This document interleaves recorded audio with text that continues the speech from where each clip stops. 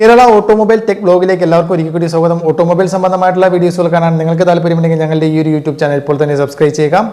അപ്പോൾ ഇന്ന് നമ്മൾ ഒരു ഡ്രൈവിംഗ് ടെസ്റ്റുമായി ബന്ധപ്പെട്ടുള്ള കാര്യമാണ് പറയാൻ പോകുന്നത്. അതായത് നിങ്ങളൊരു ഡ്രൈവിംഗ് ലൈസൻസ് എടുക്കണമെന്നൊക്കെ ആഗ്രഹിച്ച് നിൽക്കുന്നവരാണെങ്കിൽ ഇന്നെടുക്കാം നാളെ എടുക്കാം എന്നൊക്കെ പറഞ്ഞുകൊണ്ട് മുന്നോട്ട് പോകുന്നവരുണ്ടെങ്കിൽ തീർച്ചയായിട്ടും അറിയിക്കുക. ഉടൻ തന്നെ നിങ്ങൾക്ക് ഡ്രൈവിംഗ് ലൈസൻസ് എടുക്കണമെന്ന് ആഗ്രഹമുണ്ടെങ്കിൽ ഉടൻ തന്നെ പോയി ഡ്രൈവിംഗ് ലൈസൻസ് എടുത്തോളൂ. ഇപ്പോൾ തന്നെ എടുത്തോളൂ. കാരണം എന്ന് പറയുന്നത് ഇനി വരാൻ പോകുന്ന ഡ്രൈവിംഗ് ടെസ്റ്റ് എന്ന് പറയുന്നത് നിങ്ങൾ വിചാരിക്കുന്നത് പോലെ വളരെ ഈസി ആയിട്ടുള്ള ഒന്നായിരിക്കില്ല. കാരണം എന്ന് പറയുന്നത് പുതിയ ഡ്രൈവിംഗ് ലൈസൻസിൻ്റെ ടെസ്റ്റിംഗ് രീതികളും മറ്റുമൊക്കെ ഉടൻ അടപടലം മാറാൻ പോവുകയാണ്. അതുമായി ബന്ധപ്പെട്ട് കേന്ദ്രമന്ത്രി തന്നെ ഏകദേശം ഒരു റിപ്പോർട്ടുകളൊക്കെ നൽകിയിട്ടുണ്ട് എന്നുള്ളതാണ് അറിയാൻ സാധിച്ചത്. അപ്പോൾ ടെസ്റ്റിംഗ് പെർസെൻറ്റേജ് എന്ന് പറയുന്നത് തന്നെ വളരെ വ്യത്യസ്തമായിരിക്കും എന്നുള്ളതാണ്. ടെസ്റ്റിംഗ് പാസിംഗ് പെർസെൻറ്റേജ് എന്ന് പറയുന്നത് ഞാൻ പറഞ്ഞുതരാം.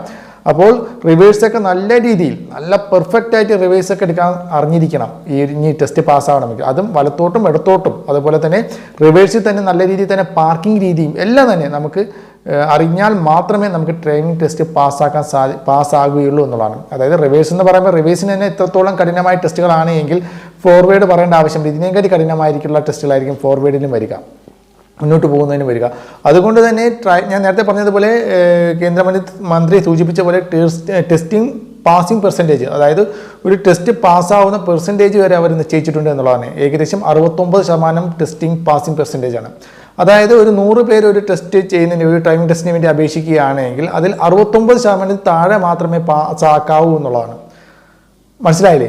100% പേര് ടെസ്റ്റിങ്ങിനായിട്ട് പോവുകയാണെങ്കിൽ ഡ്രൈവിംഗ് ടെസ്റ്റിനായിട്ട് പോവുകയാണെങ്കിൽ അതിൽ 69% പേർക്ക് താഴെ മാത്രമേ പാസ്സാക്കൂ. അത്രയും പേരെ മാത്രമേ പാസ്സാക്കാവൂ. അതുകൊണ്ട് തന്നെ അത്രത്തോളം കഠിനമായിരിക്കും ടെസ്റ്റ് എന്ന് പറയുന്നത്. ചെറിയൊരു മൈന്യൂട്ടായിട്ടുള്ള ഒരു തെറ്റ് മാത്രം മതി നമുക്ക് ഡ്രൈവിംഗ് ടെസ്റ്റ് ഫെയിലായി പോകുന്നതിനായിട്ട്. അപ്പോൾ അത് ഓർത്തിരിക്കുക.